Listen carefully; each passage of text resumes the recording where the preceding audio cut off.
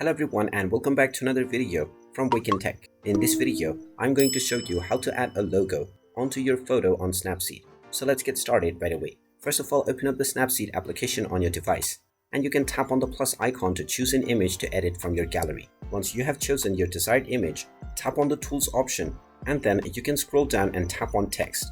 You can choose your desired design for your logo from the various types of designs that are available. And you can also change your color palette by tapping on the color icon. You can change the opacity settings by tapping on the middle button. And you can edit your text element by double tapping it where it says to double tap in order to change your text. You can then enter your desired text and tap on OK.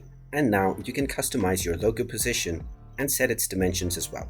If you already have a logo that you wish to add simply from your gallery, then you can scroll down and tap on double exposure. You can then tap on the plus image icon to import your logo from your gallery. Once you are done editing, tap on the tick mark at the bottom right corner and you can proceed with exporting your image consisting of your logo.